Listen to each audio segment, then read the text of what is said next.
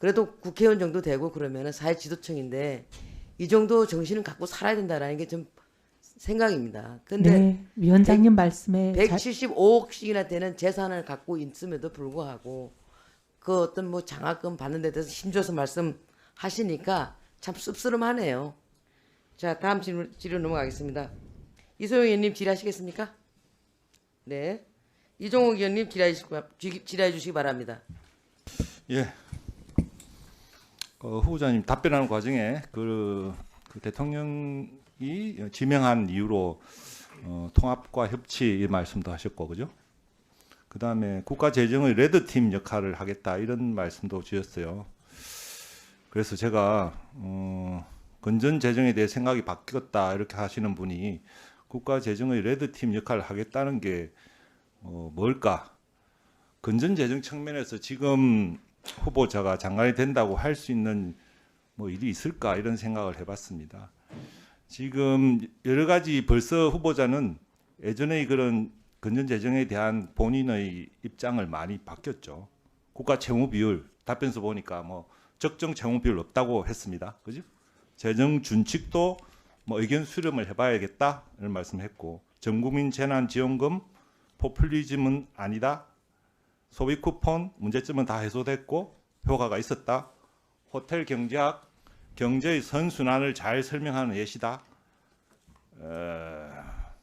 사실 지금 장관이 된다고 하더라도 건전 재정과 관련해서 할 수 있는 역할이 없어요. 지금 중기 재정 계획에 이 정권 마지막 GDP 대비 국가 채무 비율 얼마인지 아십니까?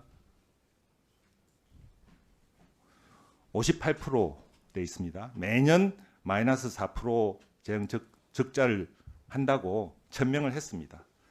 3차 장기 재정 전망에서 2065년 국가 채무 비율도 173%까지라고 미리 박았어요. 사실 이렇게 사례가 없습니다. 5년 정권 내내 GDP 4% 이상 정해 가겠다, 원없이 쓰겠다. 이걸 미리 천명하고 시작하는 정권은 지금까지는 없었다고 저는 알고 있습니다. 앞으로 추경도 해야 되잖아요. 그러니까 2029년 58%는 넘어갈 겁니다. 분명히 넘어갈 겁니다. 뭐 올해도 벌써 추경 이야기 나오고 있고요. 그래서 지금 뭐 후보자가 장관이 돼서 뭐 이렇게 적자를 줄이겠다, 국가 채무를 뭐 관리하겠다 이런 말을 할 수 없게 다 돼 있고 저는 이렇게 생각해요. 정권이 예전에 그런 나쁜 기억이 있어서 그런지 기획예산처 그러니까 재정당국이 재정 파수꾼 역할을 못하도록 미리 대못을 다 박아놨고 지금 할 수 있는 게 없어요. 돈을 더 쓰는 방법밖에 없는 것 같습니다. 그래서 후보자를 지명한 이유를 그렇게 레드팀 역할을 하라는 건 아니고 같고 탐나는 거는 지금까지 건전 재정을 그 줄고차게 주장해왔던 경제학자, 보수 경제학자가 확장 재정을 입으로 말해주는 그런 방패막이가 필요한 거 아닌가 저는 그렇게 생각합니다. 그래서 일각에서 이런 말도 있어요.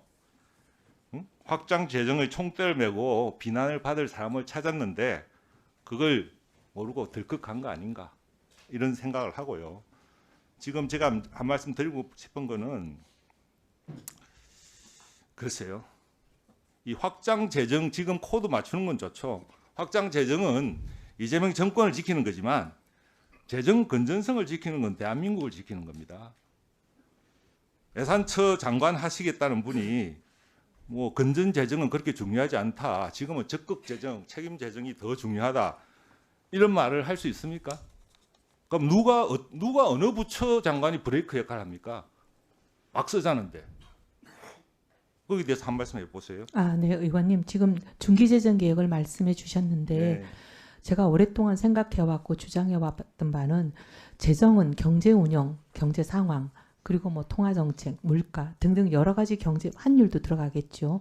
등등을 감안해서 경기에 카운터 사이클리컬하게 해야 된다고 생각하고 있습니다. 빌트인 스테이블라이저의 역할이 필요하다고 생각하는 사람이기 때문에 지금같이 경기가 침체되고 어려울 때는 어떻게 보면 적극적인 역할이 필요하지만 이게 이제 재정이 승수 효과가 예, 구축 효과보다 높잖아요. 예, 이런 예, 시기에는. 그래서 어느 정도 경기가 회복되고 예, 나면 그러면 이제 재정 건전성을 어느 정도 회복하는 수준으로 가는 그런 장기적인 패턴으로 가는 것이 맞다고 봅니다.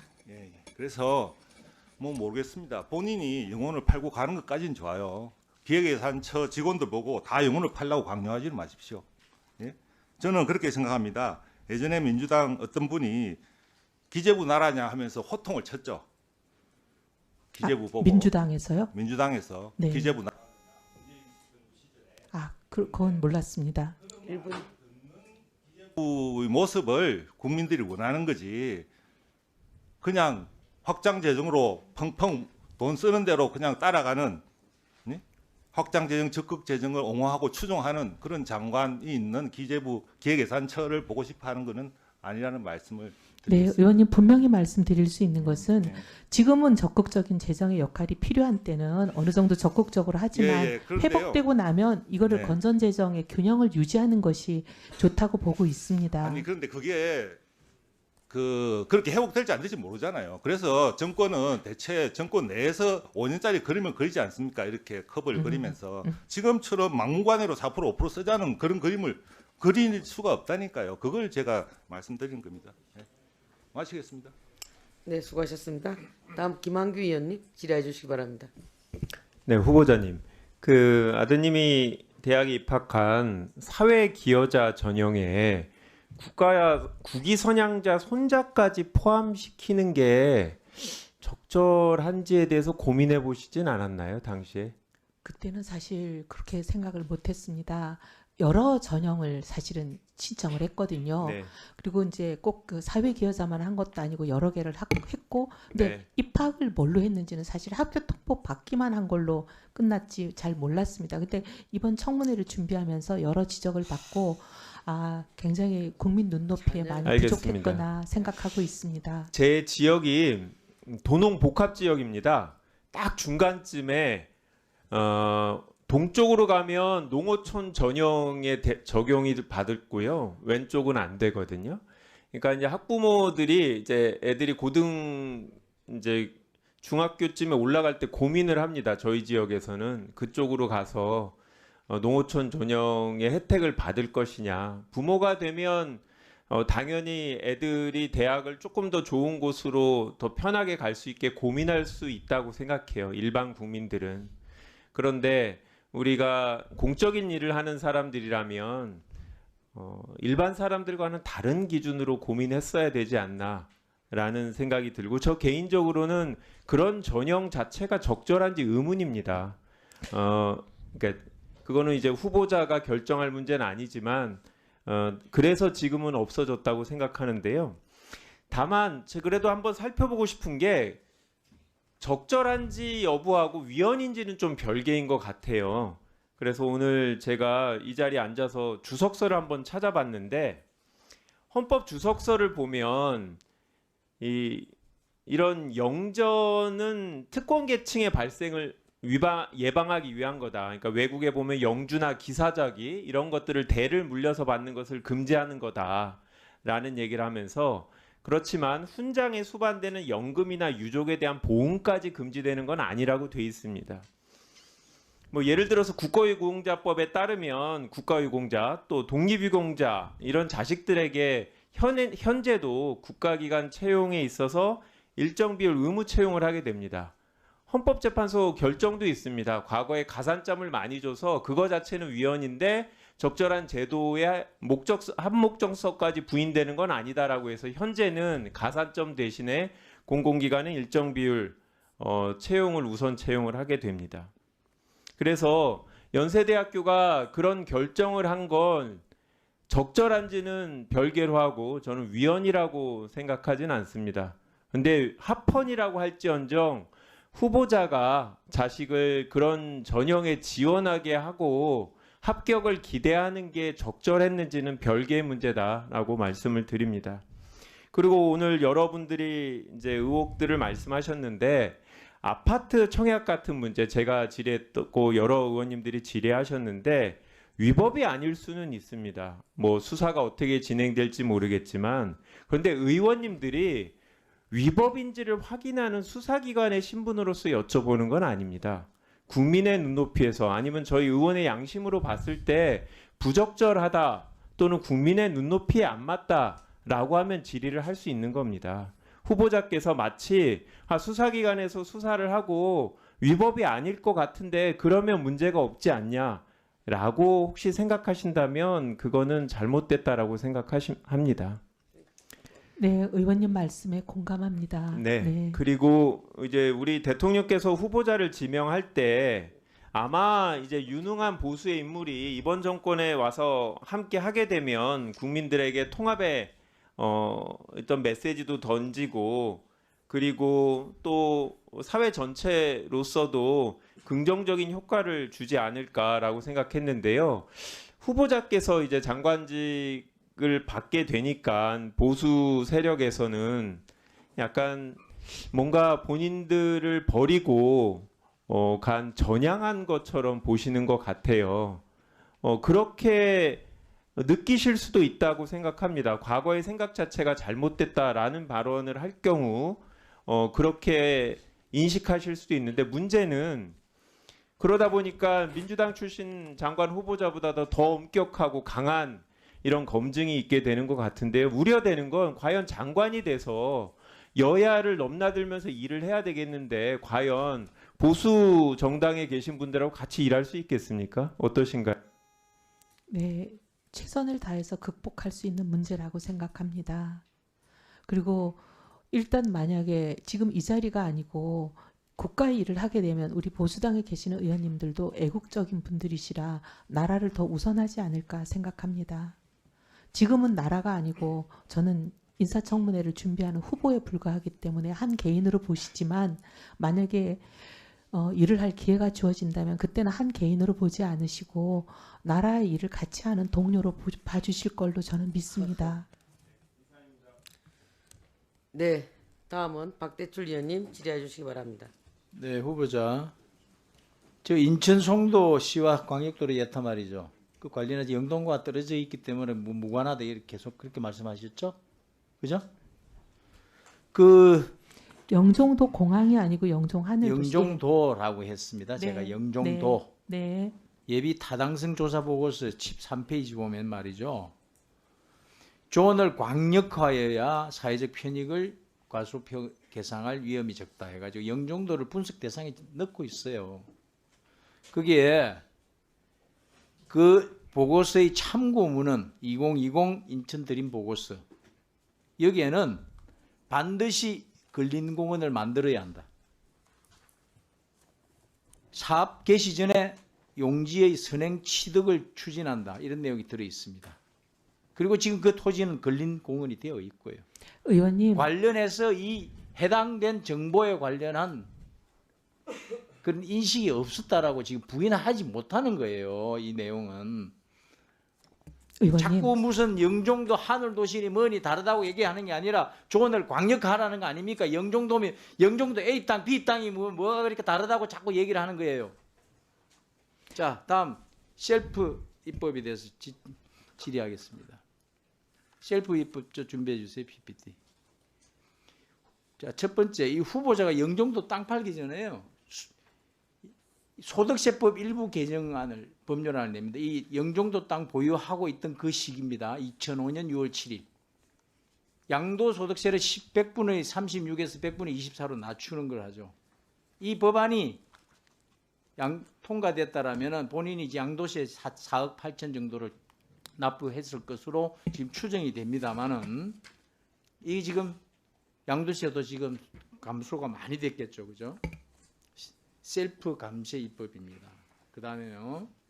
다음 PPT 봐주실래요? 한국 실마스타 후보자 부부와 아들 사명자가 일가가 갖고 있는 주식 99억어치 보유하고 계시죠. 배우자가 또 등기이사이기도 했던 그 가족 기업입니다. 이 회사가 2004년부터 전국에 공장을 설립을 합니다. 울주군 농지에는 공장 용지로 지목 변경 후에 공장을 설립하고 김포 대구면 농지에는 공장 용지로 지목 변경 후에 공장을 설립하고 전남 여수 공장 용지를 매입해서 공장을 설립하고 김포 하승면 임야 공장 용지로 지목 변경 후 공장을 설립합니다. 이 관련해 가지고 법안을 5개를 내요. 국토계획 및 이용에 관한 법률 개정안.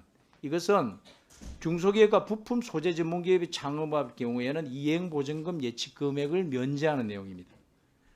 또 같은 법에 또 다른 내용으로 들어가 있는 그 중에는 그 기업이 해당 계획 관리 지역에 공장을 설립할 경우에는 허가 최소 면적을 기존 1만 제곱미터 이상에서 5천 제곱미터 이상으로 하향하는 거죠. 이게 대권면 실마스터 본사 및 공장 신축 지역에 해당되죠. 그리고 농지법 개정안. 부품 소재 기업이 농지를 전용해 공장을 설립할 경우에 농지 보전 부담금을 감면합니다. 라는 내용입니다. 농지법 시행령 개정 촉구 결의안. 부품 소재 전문 기업이 농지 전용 허가 신청 시 심사 기간을 절반으로 단축하는 겁니다. 수도권 정비계획법 개정안. 수도권에서 공장 신축 및 전축 또는 용도 변경 총 허용량을 설정하는 공장 총량제 적용 대상에서 중소기업을 제외하는 겁니다. 이 법안들이 다 통과되지는 않았습니다. 통과되지는 않았지만은 이게 당시에 남편은 4,266주나 보유하고 있었고, 그것도 등기이사도 하던 그 가족 회사잖아요. 그것도 여기에 대표가 또 후보자에게 정치 후원금을 11회나 냅니다. 그죠? 후원했죠. 이런 사실상 가족 기업이에요. 근데 이 셀법 감세법을 하나 내고 셀법 규제 완화법을 5건을 냅니다. 전체 지금까지. 이거 어떻게 설명할 수 있겠습니까? 네, 의원님 설명드려도 될까요? 다른 기업을 위해서, 경제를 위해서 그랬다고는 하시겠죠. 필요해서 낸 법인데 본인이 본인과 가족 일가가 소유하는 기업이 혜택을 받는 그 입법을 낼 생각을 이렇게 했다는 것도 한 건도 아니고 6건이나 이렇게 냈다는 거. 이거 일반 국민들이 이걸 보고 뭐라고 판단하시겠습니까? 의원님 기회를 주시면 말씀 좀 드려도 되겠습니까? 지금 말이죠. 의혹이 제기된 일단은 부인을 해요. 그러다가 반박하기 어려운 팩트가 나오면은 동문서하고 본질 벗어나는 염색임을 자꾸 하고 있습니다. 그러지 않았습니다.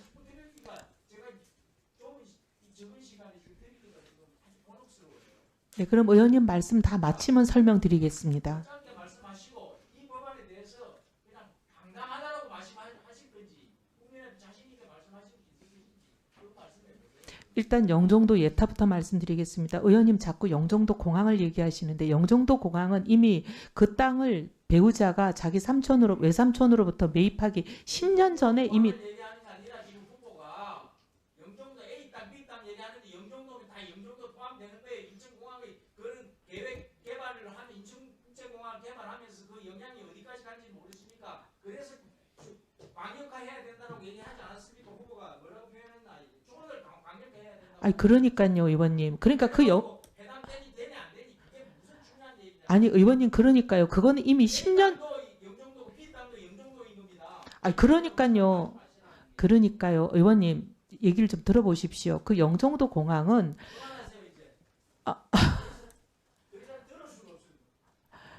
위원장님 저기 해명할 수 있는 시간을 좀 주십시오.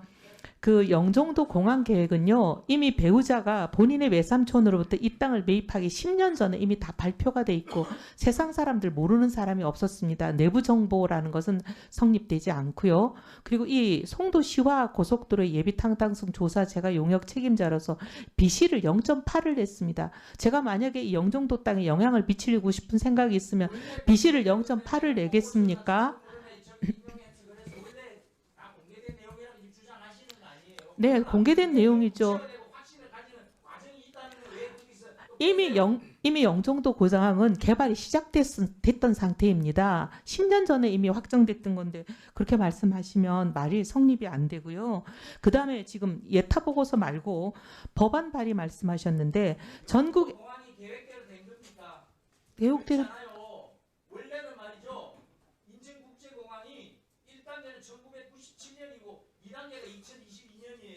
97년에 이미 되지 않았습니까? 아니,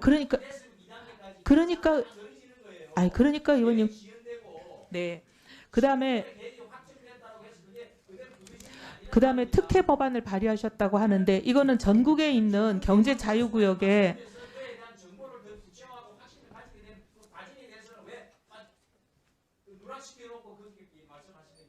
의원님, 만약에 그거 정말 관심 있고 영향력 미치려면 예타보고서를 BC를 0.8을 내겠습니까?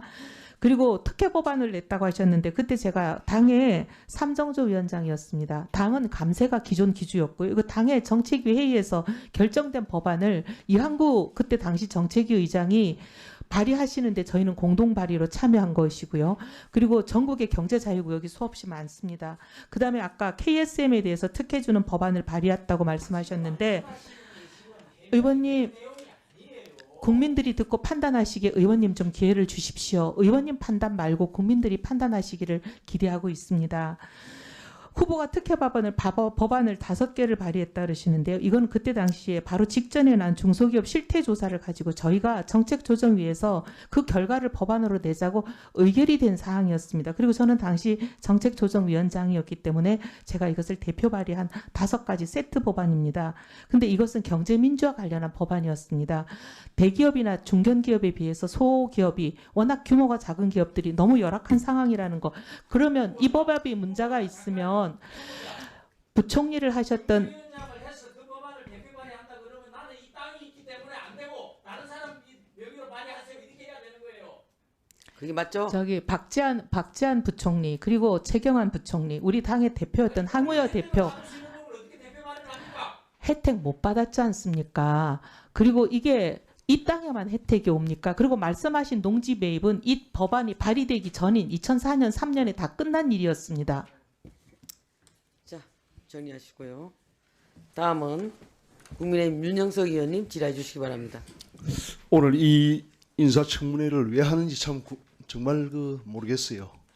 지금 원펜타스라든지 그 각종 그 자제들에 대한 그 정여세 이런 부분에 대해서 핵심적인 그 자료를 전혀 제출하지 않았습니다. 정여세는 오늘까지. 수도 없이 냈고 그래. 의원님들이 달라고 하실 아니, 때마다 원펜타스 계속 그 내고 있습니다. 원펜타스 실제가 주지 증명할 수 있는 것을 하나도 안 냈잖아요 지금.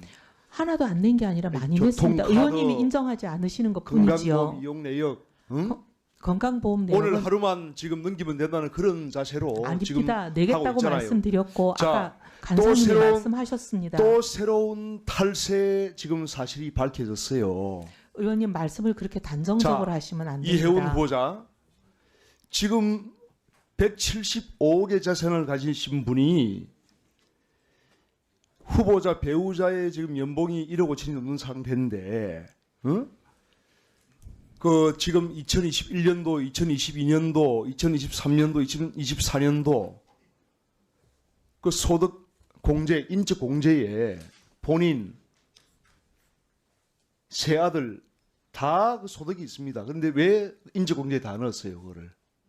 그 탈세 아닙니까? 배우자가 넣었다고요? 아니, 본인 제가요? 장남, 차남, 삼남 다 들어갔다고. 인적 공제에. 인적 공제 대상이 아닙니다. 몇 년도예요? 2021년, 2022년, 23년, 24년 다 넣었어요. 제가 그래서 확인해 이것은 보겠습니다. 예. 자료 지출을 요구했는데 전혀 내지는 않습니다. 그래서 이 부분이 아닙니다. 그렇지 않습니다. 저희 자료 다 탈세, 냈습니다. 탈세, 저희 확인해 보겠습니다. 탈세입니다. 의원님 그렇지는 않습니다. 예. 이리 와봐요. 전부 지금 보면은 변명과 거짓말로 지금 일관하고 있어요. 그래서 이거는 정말 이 오늘 인사청문회 정말 할 이 가치가 없는 인사청문회 지금 하고 있다는 생각이 들고 의원님 확인해 보겠습니다. 잠깐만요. 그래? 시간 좀 멈춰 주십시오. 예, 시간 멈춰 주시기 바랍니다. 그럼 여기 하나가 부르든가 해야 되는데 어쩔 수가 없는 상황. 의원님 아니라고 합니다. 지금 뭐가 저기 아닙니까? 들어가 있지 않다고 합니다. 아니 인적 공제에 지금 다 포함되어 있다니까요. 아니 그렇지 않다고 다 하는데 확인을 의원 좀 했습니다. 확인을 좀 해야 되겠습니다. 확인을 했어요. 확인을. 내가. 저희도 확인을 해야죠, 의원님. 그 자료에 다 돼 있는 걸 가지고 그래. 아니 그렇지 않습니다. 그래서 이러한 정말 참담한 심정이에요. 내가 후보자를 오늘 하루 종일 지켜보면서 정말 참담한 심정이고 국민들이 어떻게 생각할 건지 참. 그리고 지금 보면은 후보자가 2020년도에 그 총선 때 21대 국회의원 총선 때 장남, 차남, 삼남에 대한 그 예금 등 현금성 자산을 신고한 게 있습니다. 신고한 게 있는데 그 재산의 어떤 이 변동 내역을 보면은 2026년 그 이번에 인사청문회를 하면서 제출한 내용을 보면은 이게 다 지금 달라요. 이 내역이 보면은. 아닙니다. 의원님 이거는 제가 보고를 받았는데요. 아마 보좌관이 계산하면서 조금 오해를 했던 것 같아서 저희가 해명을 했습니다. 의원님 이거는 저희들이 해명 자료 해명 자료 냈습니까? 냈다고 알고 있는데 아니 잠깐만요. 아직 안 냈어요. 아직 못 냈죠. 네, 바로 내겠습니다. 그걸 가져오십시오. 네, 바로 제가 보기에는 내겠습니다. 분명한 그 어떤 이 내용에 그런 문제가 있다 생각이 들고 그래서 오늘 저는 이게 제가 이 청문을 시작하면서 원편 타스에 대한 그 실제 거주지를 증명할 수 있는 자료를 내달라고 했습니다 분명히. 근데 전혀 오질 않았어요. 그래서 저는 오늘 이 청문회가 정말 그 의미가 없는 청문회다.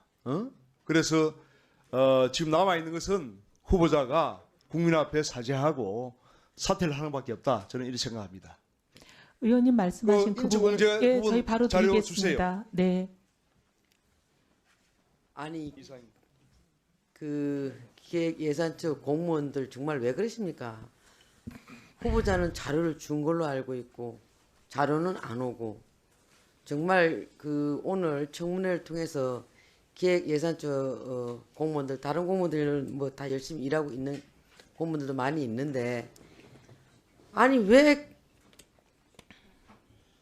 자료를 가지고 그렇게 정말 이해할 수가 없습니다. 자 다음은 정인영 의원님 질의해 주시기 바랍니다. 네, 정인영입니다. 제가 저 인적 공제 관련해서 부양가족이 포함되어 있는지 안 돼 있는지 왜냐하면은 그 청약 할 때 부양가족을 다 넣어가지고 근데 근로소득 원천 징수 영수증을 제가 다 받았어요. 부양가족이 안 들어가 있다고 배우자분. 안 되겠네. 예, 그러니까 의원님 그게 국세청에서 과세할 아니, 때 그러니까. 부양가족 기존과 다르지 않습니까? 아니 지금 그 얘기를 하는 게 아니고요. 네. 부양가족에 제가 왜 포함했냐 이게 그 기준은 다른 거 알아요. 네. 제가 얘기했지 않습니까? 네. 국민의 입장에서 상식의 네. 수준에서 잘못 청약했다고 지적하는 거고 원천 징수 관련해서는 부양가족이 0으로 돼 있어요. 근데 우리 윤영석 아니 그 의원님 얘기 들어보세요 좀. 아, 네, 알겠습니다. 내가 질의하는데 왜 다른 의원 얘기를 하십니까? 네, 네. 그걸 알려드리는 거예요. 그 뒤에 앉으신 분들도 오늘 하루 종일 뭐 하는 겁니까? 후보자를 좀 저포토하게 해서 앉아있는 거지. 그 아무것도 안 하려고 뭐하러 나와 있어요? 기획예산차 그 정도밖에 안 됩니까? 문제가 심각합니다 지금. 그 후보자님, 이거 제가 이쪽 보다가 답답해서 다시 한번 확인할게요. 그 용산 아파트에 가족 5명이 2024년 7월 31일부터 2024년 9월 23일까지 한 2달간 가서 전입해서 살았죠? 아까 네. 답변하신 대로. 네. 근데 그게 잠만 잔 거예요? 그럼 그 이삿짐들은 다 어떻게 했어요? 아까 아니 말씀드렸는데 그러니까 지금 그만 설명하세요. 아까 얘기할 거 없고. 아, 네. 그 계약서에 보면 나와 있는데요. 원래 있던 반포집에 있던 짐들은 이삿짐 센터가 운영하는 그 컨테이너 박스 창고에 다 넣습니다. 근데 그게 왜 2달만 거기 가서 잠만 잔 거예요? 아니, 왜냐하면 그 7월 말이 계약이 만기였다는 건 아니 그러니까 말씀드렸습니다. 예. 그게 예. 반포 거기서 그 전세로 15년 산 거죠? 예, 그 정도 살았을 그런데 겁니다. 왜 그 2달이 그 차이가 안 됩니까? 그게 연장이? 저희가 그렇게 12월 30, 고전 12월 하여튼요, 31일이 그게 참 이해가 안 가고 무슨 말씀인지는 알겠어요. 네, 계약 기간 네, 때문에 네. 그랬다는 이야기고 네. 가족 5명이가 잠만 잤다. 그것도 좀 25평에서 막내는 할머니 댁에 많이 예, 갔었고요. 하여튼 무슨 말인지 네. 알겠고요. 네. 제가 이제 본격 질의하려는 것은 여론조사를 보면은 1월 2일, 3일 그 인사 그 평가예요. 통합과 실용에 바람직한 인사 평가 자체 66.1%가 잘했다. 우리 대통령이. 근데 1월 10일에서 12일 날 이해훈 후보자에 대해서 하면은 부적합하다. 68.4%예요. 어떻게 생각하세요? 네, 그래서 저기 많은 언론들이 의혹을 사실인 것처럼 보도한 부분이 영향을 많이 미쳤다고 보고. 아니 그 1월 12일 그 뒤에 이제 그게 더 많이 나왔죠. 어쨌든 그럼 그게 언론 탓입니까? 아니 이제 그래서 저기 국민 앞에 직접 설명드릴 수 그래서 있는. 오늘 그럼 청문회 이렇게 하시니까 해소가 됐다. 국민들이 이해할 거다 이렇게 생각하십니까? 그건 제가 확신할 수 없지만 기대하고 있습니다. 그러면은 내일이라도 여론이나 국민들이 해소되지 않았다 이렇게 보면은 어떻게 하실 겁니까? 결정에 따르겠습니다. 결정에 따르시겠습니까? 네. 예를 들어서 아파트 지금 계속 오늘 하루 종일 논란이 있는 시세 차익이 40억에서 50억이다. 이건 어떻게 생각하세요? 문제가 있는 거죠. 국민 눈높이에 맞지 않았던 것을 송구하게 생각합니다. 예. 그리고 탄핵 관련해서 그 다음 화면 그 후보자께서 이렇게 뭐 바꿨다고 그래요. 그러죠? 탄핵 결정단 이후에 파면 이후에 그게 뭐 지명된 그 전이다 한참 전이다 그랬는데 그건 몇 달 차이 안 나고요. 근데 이게 굉장히 중요한 가치관, 정치관 뭐 이게 중요한 건데 그 생각이 갑자기 이렇게 바뀔 수가 있습니까? 탄핵의 현재 결정문이 저에게는 좀 결정적이었습니다. 그러면 그 전에는 탄핵에서 파면이 안 될 걸로 봤습니까? 아니요, 그게 아니라 사실관계를 제가 한쪽에서 많이 얘기 들은 걸로 좀 경도되어 있었습니다. 근데 탄핵 그 현재 근데 결정문은 우리 당에서 주장하는 그런 여러 가지 얘기 다 듣고 계셨잖아요. 그러니까 너무 양쪽 얘기가 달라서 사실 제가 어쨌든 판단을 좀 잘 우리 못했습니다. 국민이나 당원이 볼 때는 상당히 좀 이해가 아직도 안 갑니다. 그리고 우리 후보자님 가족들의 여러 가지 소득이나 등등을 보면은 상위 1% 내지 0.1% 상당히 고위층인데 여러 가지 뭐 많이 하셨어요. 뭐 땅 뭐 투진지 상가도 그렇고 뭐 5채 부동산 저 아파트 그렇고 등등. 그런데 이렇게 상위에서 여러 가지 재산 정책을 하신 분이 우리 양극화 문제나 우리 취약계층 우리 서민들 이거 좀 생활 경제 어려운 걸 이해를 하시겠습니까? 의원님 정치를 20년 하면서 정말 많은 어려운 분들과 같이 있고 힘든 거 제가 현장도 많이 알고 있습니다.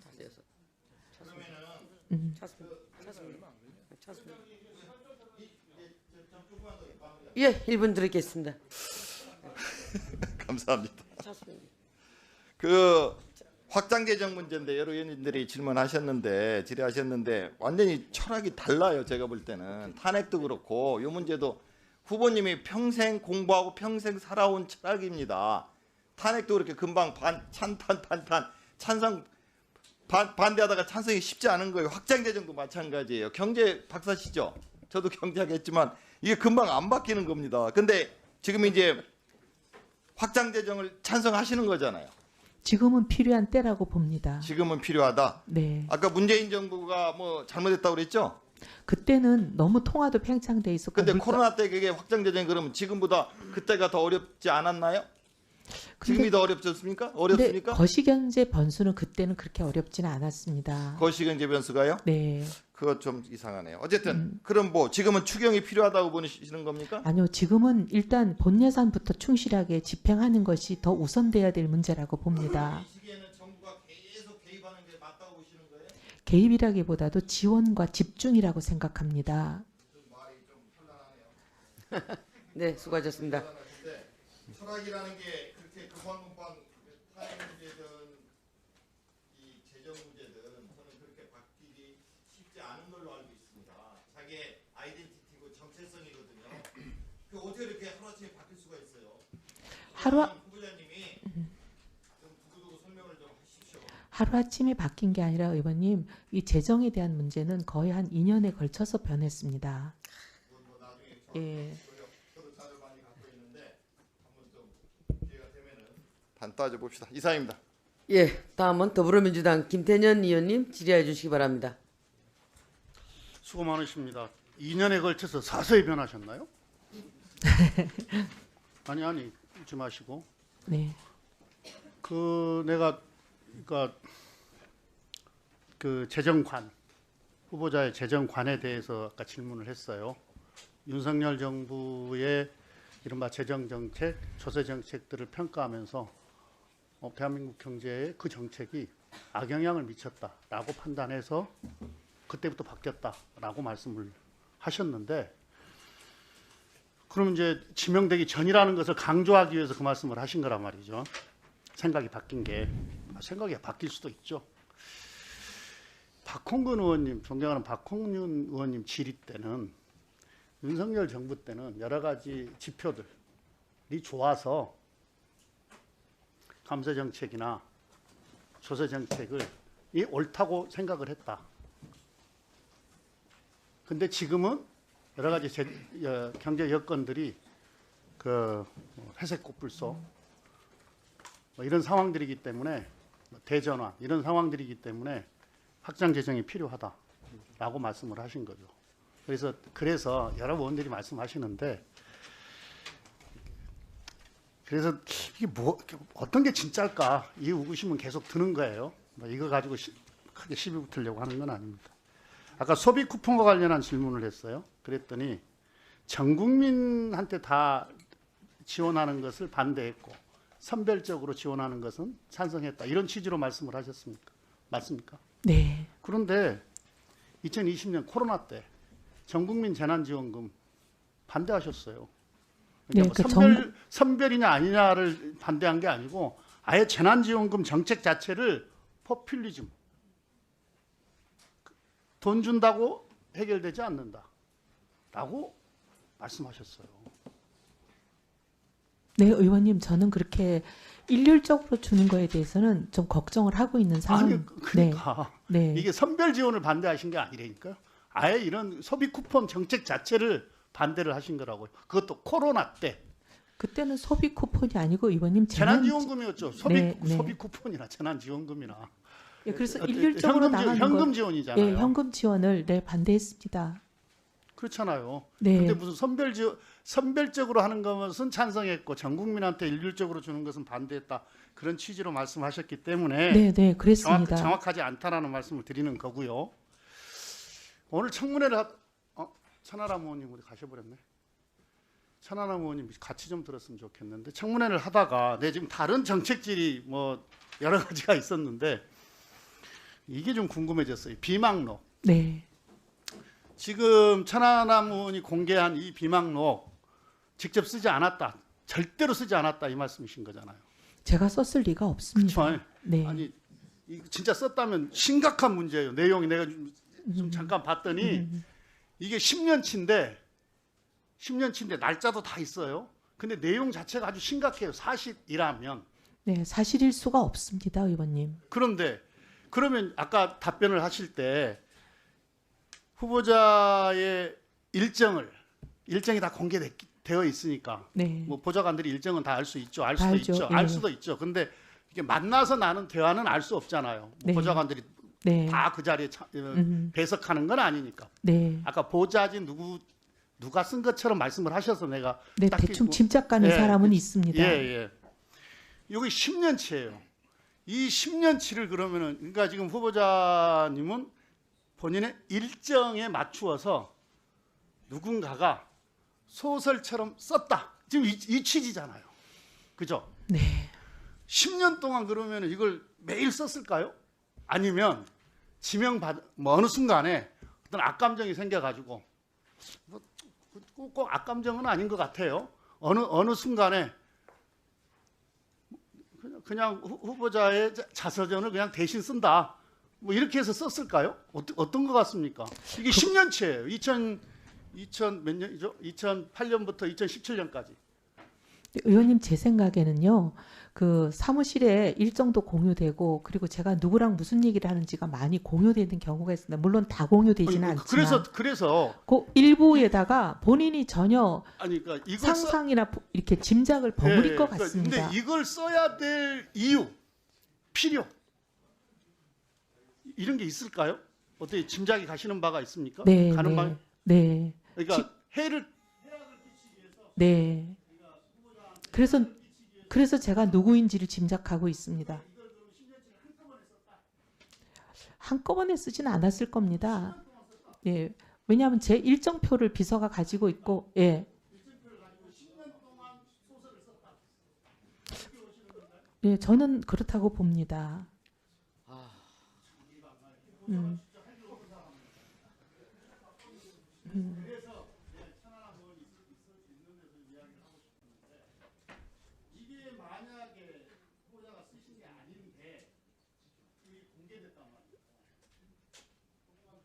예, 1분 더 주세요. 했단 말이죠. 내가 지금 내용을 구체적으로 말씀은 안 드리겠는데 내용을 보면은 심각한 것도 있고 일반인의 관점에서 보면 멘탈적으로 조금 이상하다라는 내용도 들어 있어요. 상당 부분. 네, 그래서 제가 동의할 수 없는 겁니다. 그렇죠. 예. 그럼 천하람 의원은 이게 공개하고 국민의 판단에 맡기겠다 이렇게 아까 이야기를 했어요. 그거 되게 그거 책임 없는 말씀 같아요. 이렇게 심각한 내용을 국민의 판단한테 공개해놓고 국민의 판단에 맡기겠다? 이건 좋은 자세가 아닌 것 같아요. 그래서 천하람 의원도 정말로 후보자가 쓴 것으로 확신한다면 확신하니까 막 공개를 했겠죠. 출처나 또는 뭐 이 근거나 이런 것들을 밝혀야 책임 있는 정치인의 자세가 아닌가 이런 생각이 듭니다. 제가 그래서 이 비망록 관련한 언론 기사를 정말 수사 의뢰하고 싶다고 첫날 제 일성이 그랬습니다. 근데 그 문제 가지고 이제 우리 이미자 의원님이 이 청문회를 열지 않으시는 상황이 있어서 제가 뭐 수사 관련한 얘기는 더 이상 하지 못하는 상황입니다.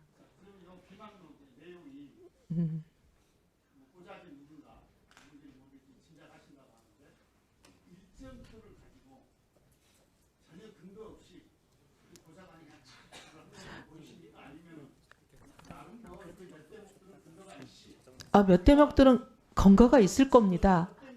예, 몇 대목은 근거가 있을 겁니다. 일정 표를 가지고 쓴 부분들은 대화 내용은 제가 도저히 이해하기가 어렵습니다. 네. 다 읽어보지 못했습니다. 저는 오늘 이걸 받자마자 계속 청문회장에 앉아 있어가지고 읽어볼 형편은 안 됐지만 몇 장은 들여다봤습니다. 네, 언론 보도된 거 보면 정말 기가 막힌 게 제가 언론 보도된 거에 관해서 말씀드리면 제가 절대로 저거는 잘못된 신앙이라고 생각하는 부분들이 제 워딩으로 되어 있습니다. 그럴 수가 없습니다. 이게 참. 예.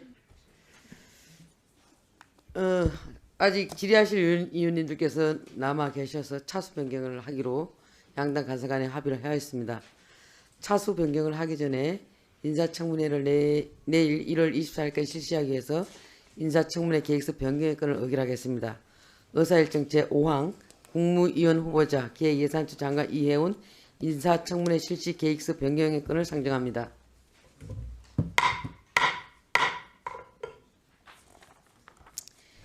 기획예산처 장관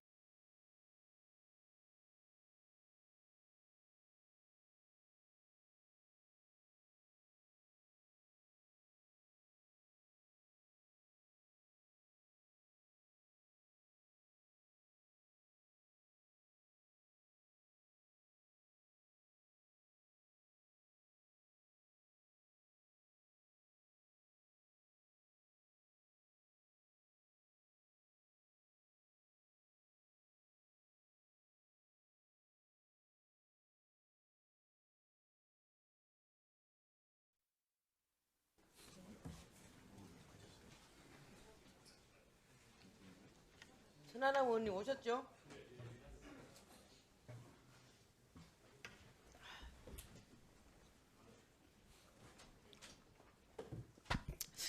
의석을 정돈하여 주시기 바랍니다. 성원이 되었으므로 제431회 국회 임시회 제4차 재정경제기획위원회 개회를 하겠습니다.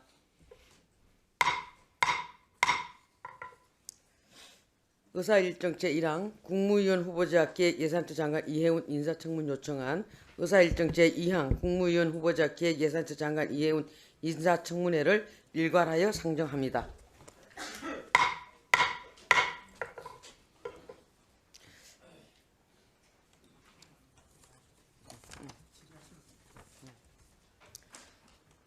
김태년 의원까지 하셨죠?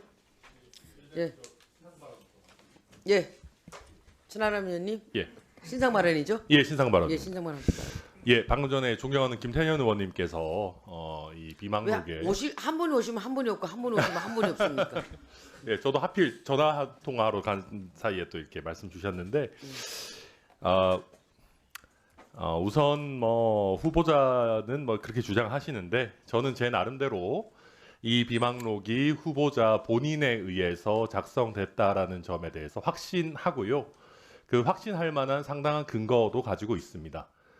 다만 뭐 이 부분에 대해서 또 제가 그걸 공개하게 되는 경우에 또 제보자 보호에 문제가 있을 수 있기 때문에 저는 후보자께서 원하신다면 뭐 고소고발, 어떠한 수사 의뢰 등 어떤 뭐 절차를 통해서라도 문제 제기를 하시는 건 뭐 얼마든지 가능하다라고 보고 제가 오늘까지는 청문위원이지만 뭐 내일이 되면 청문위원이 아닌 거니까 저에 대한 고소고발도 뭐 얼마든지 저는 뭐 하셔도 저는 관계없다라고 생각합니다. 그리고 아마 오늘 사실 제가 그 오늘 원펜타스 부정청약 부분이 굉장히 중요하지 않았다면은 사실 이 비망록의 구체적인 내용과 이 구체적으로 후보자가 작성할 수밖에 없었다는 거에 대해서 보다 더 많이 말씀드리고 싶었지만 어쨌든 원펜타스 부정청약 의혹을 밝히는 게 더 중요했기 때문에 오늘은 그렇게 많이 하지 못했고요. 앞으로 기회가 되는 대로 또 그런 부분 추가적으로 국민들께 알리고 논증을 하도록 그렇게 하겠습니다. 그리고 많은 분들 아시겠지만 이해운 후보자께서 지금 2008년도부터 뭐 지금 2017년도까지 계속 함께한 누군가가 있는지 저는 의문입니다. 의원 생활 하시는 동안에도 87명이나 보좌진을 고체하시고 이런 분이기 때문에 저는 어쨌든 이게 후보자가 쓴 거라는 뭐 확신을 가지고 있고요. 그리고 제가 뭐 오늘도 추가적인 질의 기회가 주어질지 여부는 알 수는 없지만 뭐 얼마든지 후보자와 거기에 대해서 공방을 펼칠 뭐 용의가 있습니다. 그래서 뭐 또 고소고발든 이든 뭐든 어떤 방법으로든 뭐 다 뭐 응하도록 그렇게 하겠습니다. 이상입니다. 그럼 이렇게 하도록 하겠습니다. 지금 그 남아 있는 의원님들까지 질의를 하고 마치는 걸로 우리가 양당 간사 간에 합의를 했습니다. 그런데 김태년 의원님뿐만 아니고 여당 쪽에서 의원님들께서도 비망록 관련해서는 굉장히 궁금해하십니다. 그리고 차라리 수사 의뢰하는 게 낫지 않냐 이렇게 말씀하시는 부분도 제가 들었습니다. 그래서 박수영 국민의힘 의원님까지 질의가 끝나면 천하람 의원님께서는 한 5분만 더 드릴 테니까 후보자하고 이 부분에 대해서 서로 좀 그 질의하는 것까지 하도록 하겠습니다. 의원님들 괜찮겠죠? 예, 그럼 그렇게 하겠습니다. 권영세 의원님 질의해 주시기 바랍니다. 예, 비망록 관련해서 한 가지만 여쭤보면은 그 이해운 후보자가 12년부터 16년까지는 의원이 아니었잖아요. 보좌관이 없었을 텐데 거기 14년부터 시작해서 15년까지 얘기가 굉장히 많이 나오는데 그것도 또 짐작하는 사람이 쓴 건가요? 제 일정표가 일정표 누가 작성을 했었죠? 의원이 아닐 때? 제가 가지고 있는 거를 의원이 되고 나서 의원 사무실에서 다 의원이 아니었다니까요. 12년부터 16년까지. 그러니까 그때 있던 일정표라는 게 하루만 하고 끝나는 게 아니지 않습니까? 아니 12년부터 16년까지는 일정표를 작성해줄 보좌관이 없어서 작성을 본인이 했을 텐데. 아니요, 캘린더가 있죠. 이 캘린더를 나중에는 같이 공유를 하죠. 왜냐하면 네, 사무실 알았습니다. 전체. 예.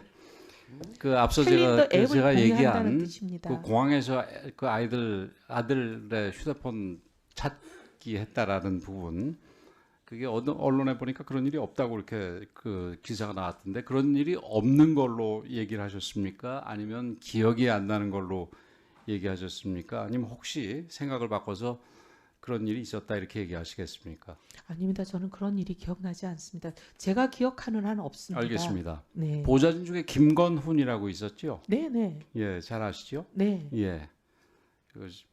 아마 그 시기가 비슷할 겁니다. 그래서 결국은 통신사에서 위치 추적을 해본 결과 김포공항 내에는 있지만 이거는 뭐 그거 가지고는 도저히 뭐 이 한강 백사장에서 무슨 바늘찾기식이라서 결국은 포기하고 또 보좌진을 대동해서 강남에 가서 신규 개통을 새롭게 했다고 합니다. 그래서 이 부분에 대해서는 나중에 책임지실 생각을 해야 될 겁니다. 자, 앞서 그 검증을 시작하겠다고 통보를 받은 게 12월 15일이라고 그러셨죠? 아니요, 그죠? 날짜를 12월 15일쯤, 아니요, 12월 날짜를 중순. 얘기하지는 않았습니다. 그러니까 날짜는 12월 사실 기억하지 중순이니까 못합니다. 뭐 한 15일이라고 보고.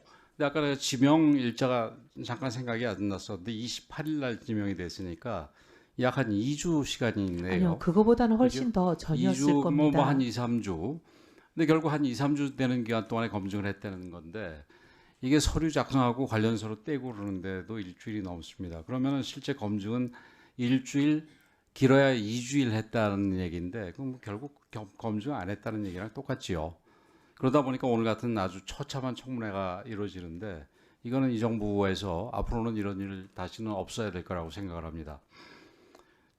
오늘 보니까 후보자는 이 계엄과 탄핵을 계기로 아주 철저하게 계몽이 되신 분 같아요. 참 대단하신 분이고 이렇게까지 아까는 예상을 좀 했다고 말씀을 드렸습니다만은 이렇게까지 바뀔 거라고는 저도 예상을 못했습니다. 아마 근데 실제는 우리 진성준 의원께서 얘기하신 대로 지명을 계기로 변화한 게 아닌가 이렇게 생각이 되는데 이렇게 다 바꿔줘 가지고 이재명 정부의 경제 정책하고 완전히 주파수가 일치하는 분이라면은 이게 이 여당에서 얘기하는 식으로 레드 팀으로서 무슨 통합으로서 실용으로서 이게 무슨 의미가 있는지 모르겠어요. 다 똑같이 얘기하거나 한술 더 떠서 얘기를 한단 말입니다. 뭐 균형재정 부분도 생각이 바뀌었고 지역화폐 부분도 바뀌었고 기본소득 부분도 다 바뀌었습니다. 그래서 이런 상황에서 후보자께서는 후보자가 이재명 정부의 그에서 특별한 가치가 있다고 생각을 하세요? 어떤 부분이 실력이 좋아서 그렇다고 생각을 하실려나요? 재정 지출 효율화에 대해서 지금까지 생각이 변함이 없고 그 부분에 대해서 오래 고민한 알겠습니다. 바가 많기 때문에 근데 제가 그 이재명 정부 입장에서는 어떤 면에서는 역설적으로 굉장히 대단히 성공한 인사라고 생각을 합니다. 이게 보수 출신 인사에 나름대로 전문성이 있다는 인사에 완전히 그 비열한 민낯을 그대로 다 보여줬거든요. 그래서 사실 보수 정치인으로서 굉장히 부끄럽습니다. 후보자를 보면서. 그래서 그런 면에서 역설적으로 우리 그 이재명 대통령이 아주 성공적인 인사였다 이렇게 생각을 합니다. 이게 자기의 맏아들이 이 아빠의 후배가 되는 그런 그 대학 입학 과정에서 뭘로 되는지도 모르고 지금 와서 아무것도 모른다고 얘기하는 게 이게 후보자가 이 말이 된다고 생각을 합니까? 국민들이 믿겠어요? 그러면은 이 노란봉투법에 대해서는 후보자는 어떻게 생각을 하세요? 그 사실은 노란봉투 같은 거는 이제 그 노동부 관련 사항이고 지금 기획예산처의 네, 지명자로서 이게 말씀드리면 기획예산처에서 국가 전략, 미래 전략 이런 거로 세운 거기 때문에 이런 것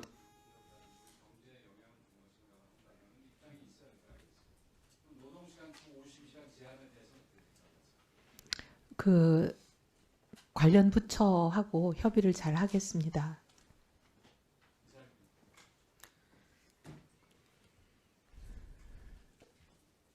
경제 컨트롤 타워로서 기획을 하시고 할 때에는 가장 중요한 게 노동 아니겠습니까? 고용. 그런데 노란봉투법과 52시간 근로시간에 대해서는 당당하게 말씀을 또 안 하시네요. 자, 다음은 최기상 의원님 질의해 주시기 바랍니다. 후보자님, 우리 헌법에 국민의 권리이면서 또 의무인 부분이 있습니다. 그 중에 하나가 교육이고요. 이제 하나가 근로 관련한 부분입니다. 왜 근로는 헌법상 권리이면서 의무로 헌법에서 규정을 했을지 어떻게 평가하세요? 권리인 것은 당연히 누구나 일할 권리가 있는 것이고요. 또 그다음에 이제 의무인 것은 제가 생각하기에는 어쨌든 뭐 이렇게 무임승차 이런 것은 좀 아무래도 좀 자제하는 것이 좋지 않나 그런 차원이라고 이해하고 있습니다.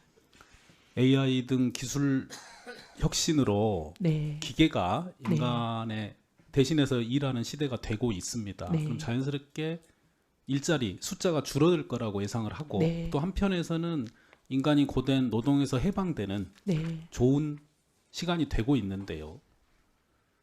달리 일자리가 없이 어떻게 소득을 얻고 생활을 하는가, 그리고 기업 입장에서도 기업에서 물건을 생산했는데 그걸 구매해 줄 사람들이 소득이 적어지면 이 공동체 전체적으로 문제가 발생하지 않습니까? 네. 그러면 기획예산처에서 예산을 쓸 때 이 예산을 사용해서 좋은 일자리가 얼마나 늘어날 수 있는지 또 중요한 기준 중에 하나가 되어야 된다고 늘 말씀드리고 있습니다. 네. 관련해서 뭐 고민하셨던 내용이 있거나 앞으로 계획이 있으면 말씀을 좀 들려주세요. 고용에 대해서는 사실 말씀하신 대로 기본 권리이기 때문에 이것은 확대되어야 된다고 생각하고 재정이 그 역할을 지원하면서 해야 된다고 믿습니다. 근데 말씀하신 대로 AI 시대가 되면 지금 이게 어떤 계층은 상당히 고소득이 되고 어떤 계층은 그 고용에서 또는 소득에서 배제될 가능성이 많기 때문에 그래서 지금 우리 기본 사회를 이 정부가 지금 천명하고 있지 않겠습니까? 그래서 결국은 일을 하는 사람이든 일을 못하는 사람이든 기본으로서 사회 구성으로서 누려야 되는 기본권들, 교육, 의료, 돌봄, 주거 등등을 근로 등을 할 수 있는 그런 기본 사회를 구축하는 것이 저희 기획예산처의 의무라고 생각합니다. 그런 부분을 많은 관계자들과 또 시민사회와 국민들의 의견을 수렴하면서 저희가 그랜드 디자인을 하는데 진력을 다하겠습니다. 이게 차이라는 게 이제 다르다는 뜻 아니겠습니까? 이게 네. 차이를 어떻게 다루는 능력, 이 부분에서 이제 고위공직자의 역량이 발휘되는 거고요. 또 한편에서 지금까지는 많이 달랐던 정부에 와서 일을 하시게 되면 그동안의 차이와 다름의 부분을 잘 시너지 효과를 얻을 수 있게 활약을 하셔야 될 텐데 그 부분에 관해서는 뭐 본인이 가지고 계시는 어떤 역량이라고 할까요? 어떻게 예상을 하세요? 저는 저에게 맡겨진 소명이 있다면 아까 말씀드린 대로 지출 효율화 그 부분이 저한테 굉장히 중요한 소명이라고 생각합니다. 하지만 이제 많은 분들과 어떻게 보면 갈등이 생길 수밖에 없는 일이죠. 지출 효율화는 예산을 이미 받고 있던 사람들에게 기득권에 해당하는 것인데 그런 부분은 정치를 하면서 20년간 상당히 쌓아온 조율과 조정의 능력 그리고 사회를 전체적으로 포용적으로 끌고 가는 능력 그런 능력들이 도움이 된다고 생각하고 있습니다. 그런 일을 최선을 다해서 하겠습니다. 이 차이가 있는 다양한 것들을 동일하게 같게 만들려고 하면 이제 폭력이 될 가능성이 네, 많고요. 네. 그 차이들을 속에서 새로운 공통된 것을 생산하는 게 이제 네. 기획의 중요한 내용이거든요. 예산을 사용하시면서 그리고 많은 차이들을 새로운 공통된 것을 이제 발명할 수 있게 예산이 집행되고 그리고 정부 내에서 다른 부처하고 일을 하는 과정에서 그런 부분들을 선도하는 게 이제 새로 생긴 기획예산처의 역할이라고 생각합니다. 네. 근데 이제 대부분의 이제 공무원분들은 이전에 다 기재부에서 오신 분들이라 그 부분을 어떻게 리드하실지에 대한 고민도 필요해 보여요. 네. 그에 관해서도 한 말씀 해주시죠. 관계부처하고 잘 협의를 하는 것도 중요하고요. 그다음에 지금 저희가 표방하고 있는 우리 이재명 정부가 표방하고 있는 재정의 원칙 중에 하나가 열린 재정, 참여 재정 아니겠습니까?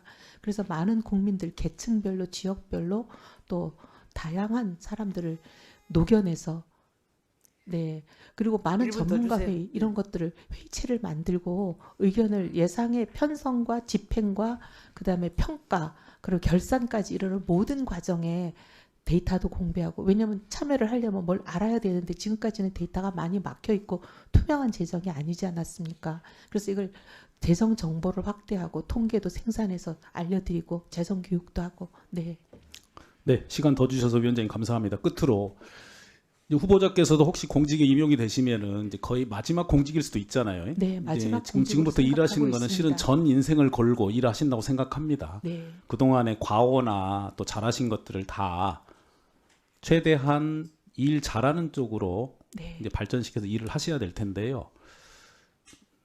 저는 1982년에 대학을 가시면서 경제학을 했다는 것이 되게 이유를 한번 여쭤보고 싶었어요. 그 마산에서 고등학교를 졸업하셨고 네. 서울로 대학으로 치렀는데 경제학을 했다. 그때 어떤 꿈이 있으셨는지 마지막으로 말씀을 좀 듣죠. 그때부터 공직의 꿈이 많았습니다. 나란 일을 하고 싶었습니다. 이 나라의 경제 정책을 가지고 많은 사람들에게 도움이 되고 유익한 사람이 되고 싶은 게 꿈이었습니다. 네. 수고하셨습니다. 다음은 더불어민주당 조승래 의원님 질의해 주시기 바랍니다. 예, 더불어민주당 조승래입니다. 차수 변경하면서까지 청문회를 진행하느라 고생 많이 하십니다. 예. 내가 이제 오늘 이제 청문회를 지켜보면서 저도 이제 한 10년 정도 국회의원을 하면서 청문회를 여러 차례 치르면서 느꼈던 건데 오늘도 역시 그렇습니다. 1988년도에 매입한 땅에 대해서 그리고 1992년도에 개발 사업에 대해서 그러니까 이게 청문회는 시효가 없는 거냐. 청문 시효에 대해서도 한번 우리가 고민을 해볼 필요성이 있지 않냐라는 사실 생각을 좀 했습니다.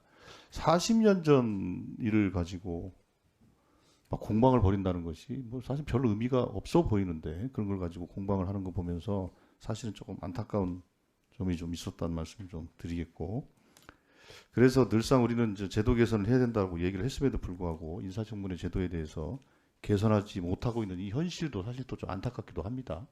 그래서 어찌 보면 물론 반드시 필요한 공방은 또 해야 되고 검증도 해야 되겠습니다만 불필요한 공방과 소모적 논쟁들이 너무 많이 벌어지는 것 같아서 좀 아쉽고 안타깝다는 말씀을 좀 드리면서, 우리가 보통 이제 살림을 살 때도 보면 우리가 돈을 과연 어디에다가 먼저 쓸까? 아이들이 한참 자랄 때는 아이들을 가르치고 그렇죠, 배우고 하는 여기에 돈을 먼저 쓰게 돼 있고, 그리고 내가 이제 집이 없다고 한다면 내 집 마련을 위해서 막 저축도 한다든지, 그래서 이제 다 계획을 세워서 살림을 하는 겁니다. 그리고 그때마다 아이들의 연령대에 따라서 또 가정의 형편에 따라서 또 뭐 집을 만들지 말지 이런 계획에 따라서 우선순위가 달라지게 돼 있거든요. 국가의 재정도 마찬가지로 저는 생각을 하는데, 그런 측면에서 보면 우리가 이 여러 가지 이제 예산 지출의 분야라는 게 있잖아요. 보통 우리가 몇 가지 경제, 사회 복지, 교육 쭉쭉 이렇게 분류를 하지 않습니까? 물론 전부 다 중요한 거예요. 그렇죠. 전부 다 중요한 겁니다. 그러나 지금 현재 이 대한민국이 처해 있는 현실과 앞으로의 이 지속 가능성을 위해서 후보자께서는 어디에 우선순위를 두어야 한다고 생각하십니까? 예, 저는 이제 양극화 해소도 중요하고요. 근데 지금 보면 AI 기술의 산업 구조가 대격변의 시기를 거치고 있는 이때 어떻게 보면 그게 우리 대한민국을 앞으로 50년, 100년 먹여 살리는 성장 엔진이 될 수 있지 않을까 그렇게 생각을 하고, AI 신기술 신산업에 투자하는 것도 굉장히 중요하다고 봅니다. 결국 AI 인프라를 구축하고 그다음에 AX, AI 트랜스포메이션을 하고 그리고 AI 인재를 교육해내는 일들이 어떻게 보면 우리 경제 앞으로 먹고 사는 일에, 그리고 이게 사실은 결국은 민생으로 연결이 된다고 봅니다. 성장이. 그런 부분이 굉장히 중요하고 좀 우선순위가 돼야 되지 않을까 생각합니다. 예. 공감하고 이 정부에서 그래서 AI 3대 강국을 표방하고 네. 있는 것이고 그렇다고 보여지는데, 근데 이제 물론 쭉 병렬적으로 여러 가지 AI 인프라, 인재 육성 등의 여러 가지 말씀을 하셨는데, 실제로 그 일을 하다 보면 또 그 중에서도 또 우선순위가 정해지게 돼 있어요. 그리고 또 하나 과거에 보면 이제 우리 정부가 바뀔 때마다 무슨 녹색 성장이다, MB 정부 때 녹색 성장이다, 박근혜 정부 때 창조 경제다, 문재인 정부 때 뉴딜이다. 그렇죠? 네. 이게 다 포장을 만들어서 그 포장에 몰빵을 하는 경향이 있는데, 몰빵은 좋은 겁니다. 집중이니까 해야 되는데, 네. 문제는 그 몰빵을 하면서 발생할 수 있는 이 리스크가 또 있어요. 어떤 리스크가 있냐면, 알맹이는 전혀 그렇지 않은데 포장만 그렇게 하는 경우도 네. 숱하게 있습니다.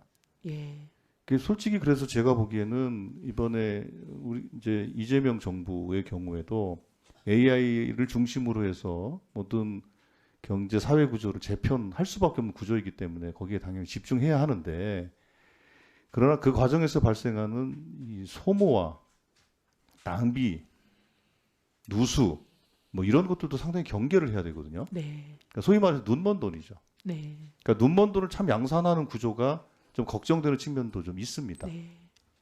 그 부분에 대해서는 사실 재정 당국에서는 재정 관리도 예산 관리 측면에서는 사실 엄격하게 또 평가를 또 해야 되거든요. 네. 그것과 관련된 뭐 고민은 하고 계십니까? 네, 많이 하고 있습니다. 과거에 뭐 이렇게 예를 드는 것이 할지 모르겠지만 벤처 붐이 일었을 때 벤처가 아니면서도 벤처에 모자를 쓰고 지원을 받은 경우들을 봤습니다. 등등 그런 어떻게 보면 부작용이랄까 선택과 집중을 하는 과정에서 생겨나는 여러 가지 부작용들에 대해서 좀 고민을 많이 한 적이 있었습니다. 근데 이번에도 그런 일이 없으라는 보장은 없기 때문에 그런 부분에 대해서 저희가 두 눈 똑바로 뜨고 잘 챙겨봐야 된다고 생각합니다. 네, 수고하셨습니다. 다음은 더불어민주당 정태호 의원님 질의해 주시기 바랍니다. 예, 수고 많으십니다. 조금 전에 그 AI 대전환에 그 집중적인 투자에 관한 말씀을 주셨는데 더불어서 이렇게 제기되는 거는 이제 K자 성장의 문제가 제기되고 있지 않습니까? 또 뭐 정의로운 전환으로 표현되기도 하고요. 근데 우리나라의 재정의 역할 중에 소득 분배 역할이 되게 중요한데 실제로 우리나라 재정의 진위계수 개선율을 보면은 그 OECD 평균 31개국 평균이 31% 정도 되는데 우리나라는 18%밖에 안 돼요, 개선율이. 그래서 이제 OECD 국가로 보면은 31개국 중에서 28위입니다. 꼴찌 수준이란 말이에요. 그래서 이후에 이제 재정을 운영하는 데 있어서 이 재정의 소득 분배 역할을 어떻게 높여 나갈 거냐, 그 되게 중요한 과제라고 봅니다. 이렇게 우리가 그 진위계수 개선율이 이렇게 낮은 이유와 앞으로 그 개선율을 높여 나갈 수 있는 방안 그런 것에 대한 좀 고민을 하고 계신지 물어보고 싶네요. 네, 뭐 K자형 성장, 뭐 양극화 등등에 대해서 많은 이유들이 복합적으로 작용하긴 하지만 저는 그중에 노동시장 이중 구조도 상당히 큰 몫을 하고 있지 않나 그렇게 생각을 하고요. 근데 그러면 결국은 대기업의 지원이 아니라 중소기업의 여러 가지 고용과 근로 여건 등등에 대한 지원이 재정의 입장에서도 좀 검토되어야 되지 않을까 그런 생각을 하고 있습니다. 그 아까 그 소비 쿠폰 얘기가 나왔었는데 이 소비 쿠폰하고 지역 화폐 또는 지역 상품권 이거 좀 다른 개념이잖아요. 네. 지역 상품권에 대해서는 어떻게 판단하고 계세요? 처음에는 이제 이게 좀 구축 효과가 있지 않을까 또는 일정 부분 이게 이제 지역별로 되면서 좀 그렇게 되지 않을까 했는데 최근에 이제 보면은 지역사랑 상품권이 거의 많은 지역에 퍼져나가면서 처음에 걱정했던 지역별 구축 효과 등은 많이 줄어드는 것으로 보고 있습니다. 그래서 이 부분이 어떻게 보면 지역 경제 활성화에 도움되는 측면도 있지만 또 여러 가지 조심하면서 보완해 나가야 될 부분도 있지 않을까 생각하고 있습니다. 좀 말씀드리고 싶은 거는 이게 용어가 지역이라는 용어가 들어가니까 꼭 지역 경제와 네. 연결시켜서 많이 생각을 하는데 네. 사실은 이 소상공인 정책으로서 되게 중요한 정책입니다. 그래서 뭐 예를 들면은 근데 이게 어떤 문제가 있냐면은 이게 지방자치단체 간의 재정 여건이 완전히 다르잖아요. 네. 실제로 서울에서 제일 그 지역 상품권을 많이 발행하는 데가 강남구입니다. 강남이요? 예. 네. 관악구가 95%가 경제 95%가 이 소상공인인데 여기는 재정 여건이 좋지가 않으니까 발행하고 싶어도 발행을 못 해요. 그래서 이제 중앙 정부의 발행 비용을 지원하는 정책이 되게 중요한 거거든요. 네. 그래서 이거를 지역 경제뿐만 아니라 소상공인 지원 정책이라는 관점에서도 적극적으로 검토해 주실 필요가 있다는 생각이 들고요. 네. 오늘 여튼간에 좀 안타까운 거는 이 청문회를 통해 가지고 후보에 대한 철저한 검증은 필요합니다만은 늘 안타까운 거는 가족의 문제가 등장할 때 참 힘든 것 같습니다. 후보에 대한 검증이 중심이 돼야 되는데 결국 가족에 대한 검증으로 되면서 특히 자녀에 관한 문제, 뭐 그럴 때는 되게 힘들으셨을 것 같은데 이게 어떻게 보면은 중요한 역할을 하셔야 되기 때문에 거쳐야 될 과정으로 생각하시고 그렇게 생각하시기를 바라고요. 그러나 여하튼 정치적 행보 그다음에 정책적인 방향에 대해서는 여전히 저희들 입장에서는 갑자기 입장의 변화인 게 아닌가 좀 그런 한편에도 의심이 있는 건 사실입니다. 그런 부분을 불식시킬 수 있도록 좀 일관되게 오늘 주신 말씀들을 네. 잘 지켜나갔으면 좋겠고요. 네. 그다음에 저는 도덕성과 관련된 그 검증에 있어서는 국민들이 어떻게 평가하실지 사실 깔끔하게 정리됐다 그런 저는 느껴지지는 않아요. 그러나 여하튼 그 국민들에게 계속 설명을 해주시는 그런 성의를 보여주시기를 바랍니다. 예, 수고하셨습니다. 네, 수고하셨습니다. 다음은 박승희 의원님 질의해 주시기 바랍니다. 예, 후보자님 슬라이드 나오면 제가 시작하겠습니다.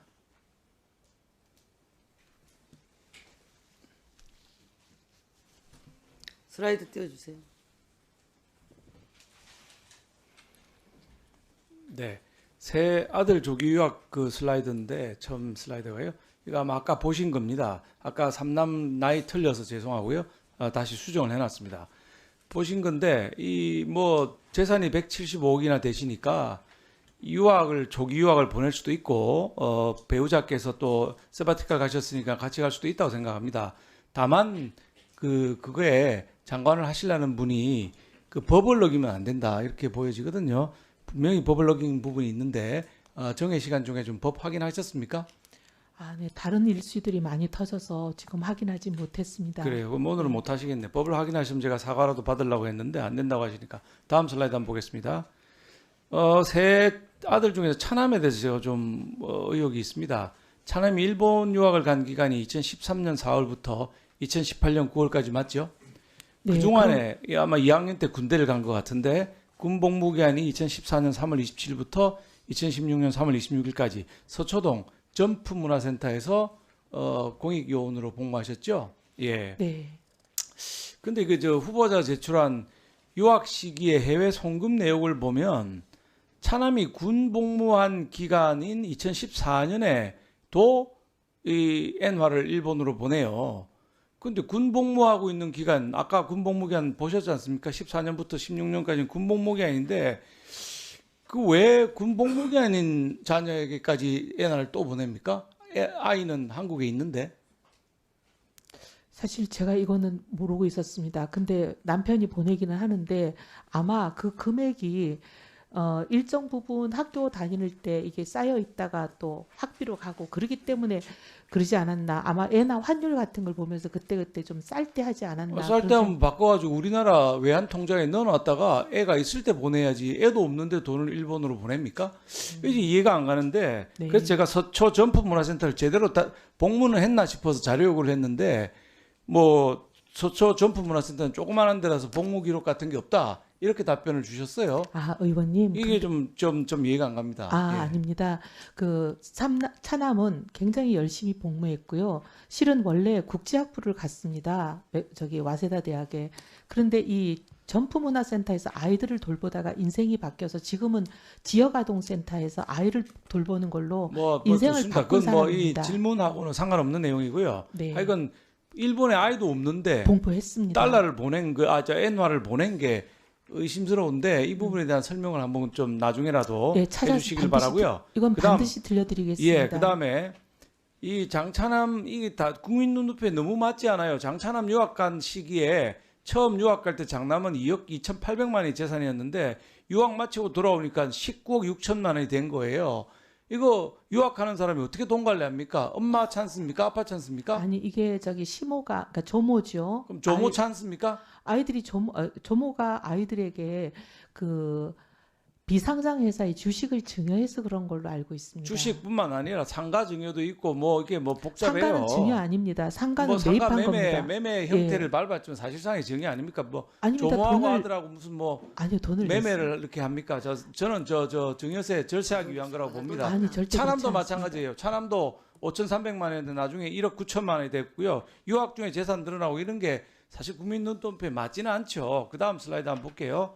삼남매가 2013년에서 16년 사이에 예금은 줄지를 않았어요. 근데 J2BC 대부라고 하는 그 업체의 회사채는 또 늘어났거든요. 무슨 재원으로 예금 수준이 안 줄어들었는데 도대체 이렇게 살 수 있는가 하는 게 궁금하고요. 그다음 슬라이드. 16년에 배당이 있었습니다. 자, 그다음 네. 나중에 자료 내세요. 지금 시간이 없으니까. 네. 이게 참 정말 국민 눈높이 안 맞아요. 금수저 삼형제가 이게 다 합쳐서 37억 5천까지 주주쭉 올라가고 있는데 사실은 본인이 무슨 근로를 해서 생긴 돈이 아니지 않습니까? 그 다 엄마, 아빠, 시모, 뭐 조모 이렇게 챙겨줘서 이렇게 가는 거 이게 과연 맞는가? 저는 이런 생각이 들고요. 그 다음에 슬라이드는 제가 조금 더 써도 되겠죠? 예. 이게 이해운 후보자님 아까 답변하실 때 뭐라 그랬냐면 탄핵 판결 선고가 나고 나서 입을 닫았다. 그때부터 정치적 표명은 안 하고 했지. 지명받고 나서 입장을 바꾼 건 아니다. 이렇게 말씀을 하셨어요. 탄핵이든 정치적인 뭐 입장이든 뭐 경제적인 입장이든 경제 정책에 대한 입장이든. 근데 존경하는 진성준 의원님은 그게 아니고 지명을 계기로 바뀐 거 아니냐. 이렇게 질의를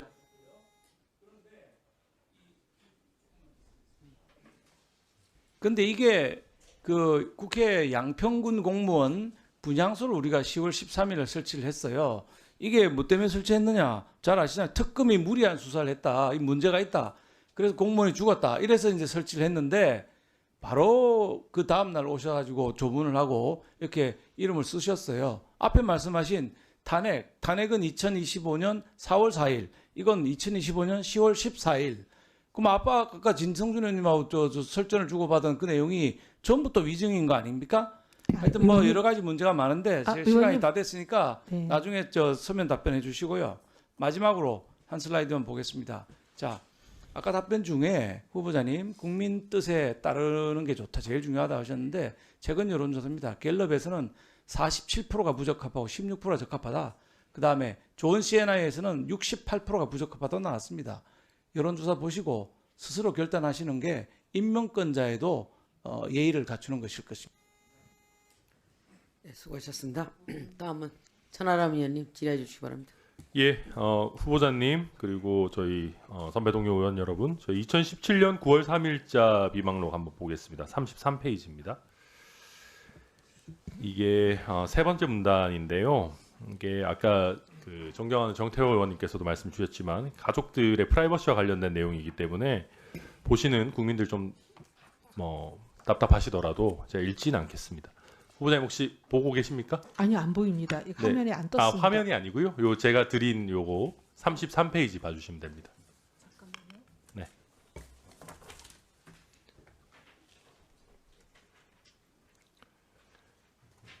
네.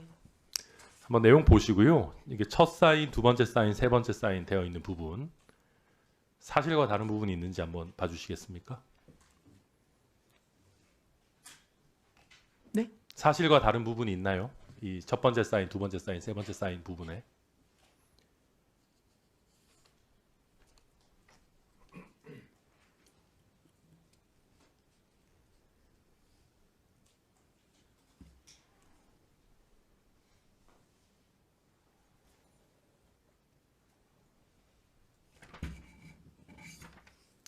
그러니까 이게 답변해 주시겠습니까, 후보자님? 네, 사실과 다른 것들도 있습니다. 뭡니까?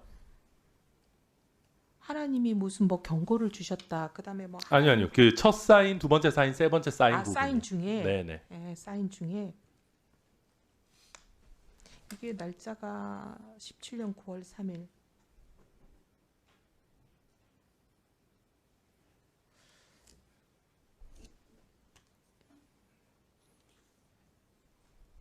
세 번째는 뭔지 모르겠는데요. 예. 세 번째는 제가 이걸 말씀드리기가 그런데 학사에 대해서 좀 안 좋은 그런 일이 있는 겁니다. 네네. 예. 당시에 저희가 네. 확인을 했는데 네. 실제로 그런 일이 있었습니다. 네. 후보자 알고 계십니까? 네. 그러니까 이런 게 의원님 네. 전체적으로 다 제가 거짓이라고 말씀드리는 게 아니라 일부 사실을 기반해서 이런 거를 만들어내기 때문에 그게 굉장히 괴로운 겁니다. 그런데 후보자님 네. 이게 굉장히 가족들의 내밀한 그리고 다 굉장히 안 좋은 일들이지 않습니까? 이걸 후보자님께서 그러니까 의원실에서는 다 알고 상식적으로 있습니다. 이걸 다 그렇게 말씀하시고 다니시나요? 아니, 가족들에 대한 일인데. 말은 하지 않지만 의원님 의원실에는 전화를 받고 다 제가 소리가 들리고 하는데 알게 되는 일들이 많죠. 그걸 다 알게 된다고요? 저희 대부분 의원실에서는 알게 되죠. 저의 가족의 이 정도의 일을 알지는 못할 것 같은데요. 아마 여기 계신 많은 의원님들께서도 판단하실 일이라고 생각합니다. 네, 하고요. 또 한 가지 한번 볼게요. 이건 너무 보시는 국민들께서 좀 답답하실 것 같아서 다른 것도 하나 보겠습니다. 4페이지고요. 2008년 6월 2일자 비망록인데요. 그 후보자님 2008년에 영국 출장 가셔가지고 그 영국 외무장관 만나신 적 있죠? 글쎄요, 그렇게 잘 기억은 안 나는데요. 네. 예, 그때 영국 외무장관 그 실제 보니까 굉장히 젊은 분이더라고요. 당시 데이비드 밀리밴드라는 영국 외무장관인데 혹시 만나셨던 거 기억나십니까? 잘 기억은 안 납니다. 사실 저기 출장은 많이 갔습니다. 그래서 누구를 그렇게 다 만났는지 다 기억하진 못합니다. 근데 그때 당시에 그 영국에 출장 가실 때 보좌진하고 같이 가셨어요? 갔다 와서 얘기는 하죠. 어떤 저런 얘기도 많이 하고 우리 보좌 직원들하고 저는 굉장히 얘기를 많이 하는 편입니다. 그런데 이게 글쎄요. 보통 우리가 이제 해외 출장 갈 때 국제국의 도움을 받거나 그렇게 하고 특히 외무장관을 접견한다 이렇게 하게 되면은 사실은 뭐 보통 의원들이나 대표단 정도에서 또 아니면 뭐 수행하는 국제국 직원 정도에서 가게 되죠.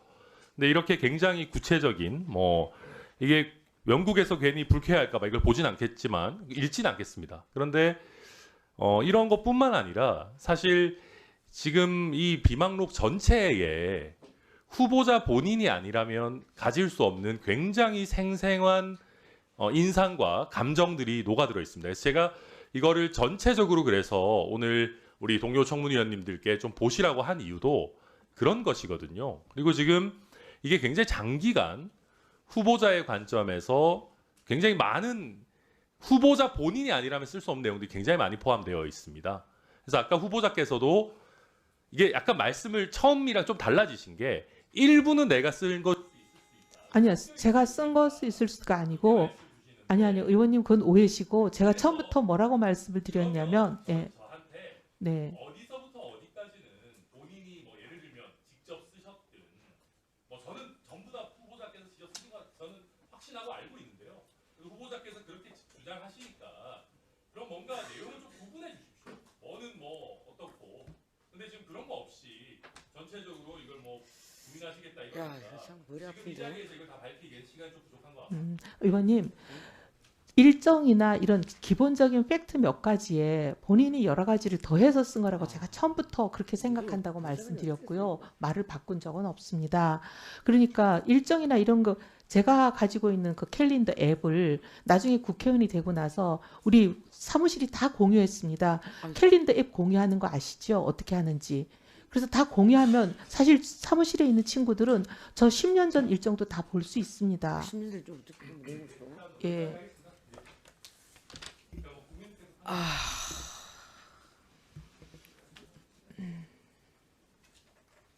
저는 정말 그 후보자님 비망록 관련돼서는 후보자님의 말씀을 이해할 수가 없습니다. 내가 바본지 아니면 아니 어떻게 이런 내용들을 보좌관이 쓴다라고 말씀을 할 수가 있습니까? 중요한 부분들을 이해할 수가 없고 어쨌든 뭐 이 부분에 대해서 진위 여부는 천하람 의원님하고 후보자 간에 계속적으로 이어질 것 같습니다. 제가 다시 한번 조부 훈장이나 영정 관련돼 가지고 연세대학교에서 자격 요건을 만들어줘서 입학한 부분에 대해서 말씀을 드릴 것 같으면은 뭐 저는 분명히 이연이라고 생각합니다. 영전 일대 원칙의 핵심이라는 게 있습니다. 존경하는 우리 김한규 의원님께서 말씀하신 대로 이런 부분에 대해서는 뭐 세습이라든가 이런 부분을 신분적으로 하지 않기 위해서 이 조항이 만들어졌던 것이고 여기에 대해서 쟁점은 과연 그럼 이 부분을 갖다가 김한규 의원님 말씀하신 대로 국가 예우에 관련돼 갖고 독립유공자라든가 유족 보상에 대해서는 이 부분에 대해서는 보온적 차별로 봐서 허용이 됩니다. 그러나 취업 그리고 입학 이런 부분들은 상당히 그 심사가 엄격히 적용됩니다. 그래서 입학이나 또 취업 같은 경우에는 무효로 된다라는 게 본 의원이 주장하는 것이고 저는 또 그렇게 알고 있습니다. 그래서 물론 후보자께서는 연세대학교에서 그런 입시 요강이 있었기 때문에 그에 따랐을 뿐이라고 하지만 이 부분에 대해서 존경하는 최현석 의원님께서 이제 공방을 벌이시겠는데 이 부분에 대해서는 연세대학도 이 부분에 대해서는 자유롭지 못할 것이라는 말씀을 드립니다. 그리고 그 지금 5국 3특을 지금 추진하고 있죠. 정부에서. 그래서 지방 분권에 대해서 저는 뭐 굉장히 바람직하다고 봅니다만은 그러려고 한다면 우리가 예산이라든가 이런 부분에 대해서도 좀 적절히 배분해야 되고 65대 35 얘기도 나왔습니다. 그죠? 그러면 지금 그 이해운 후보자께서 보시기에 지역 자율 개정하고 지역 지원 개정이 어떻게 이게 지금 뭐 입법화되거나 그런 건 아니에요. 이걸 어떻게 좀 개선해야 된다고 보시는 겁니까? 현재 지역에 좀 더 자율권과 재량정을 주는 의미에서 포괄 보조금을 확대한다든지 자율 개정에 대해서 좀 더 운영 방식을 개선하는 그런 점들이 필요하다고. 이게 좀 몇 대 몇으로 돼? 원래는 자율 개정이 더 많고 지역 지원 개정이 더 적었습니다. 그죠? 네. 이게 한 8대 2 정도 됐더니 뒤집어져 갖고 지금 또 거꾸로 8대 2인데 이 부분은 어느 선까지 이게 개선이 돼야 된다고 보는 겁니까? 예, 숫자로 말씀드리기는 어렵고요. 분명히 더 자율 개정이 많아져야 된다는 거에 대해서 많은 공감대가 있는 것으로 알고 있습니다, 위원장님. 아니 기획예산처 장관이 되실 분입니다. 네. 그리고 지금 5국 3특에 대해서 지금 국가가 추진하고 있고 여기에 대해서도 얘기를 많이 하고 있는데 이 부분에 대해서 본인의 소신이 있을 거 아닙니까? 그래도 쭉 국회의원을 해오셨고 너무나 잘 아실 거라고 보는데 그래도 소신껏 한번 답변을 해주시기 바랍니다. 굉장히 민감한 문제라 지금 이거는 제가 여기서 함부로 말씀드릴 사항은 아닌 제가 것 봤을 때 같습니다. 민감한 문제는 전혀 아니라고 생각합니다. 그 숫자를 몇 대 몇 이렇게 하긴 좀 어려운 것 같습니다. 소신이 없는 걸로 보겠습니다. 자, 정리 좀 하도록 하겠습니다. 마지막으로 저는 오늘 이해운 후보자 청문 과정을 이 위원장으로서 지켜보면서 역시 오늘 하루만 넘기고 보자는 단 하나의 목표로 임하고 있다는 생각을 지울 수 없습니다.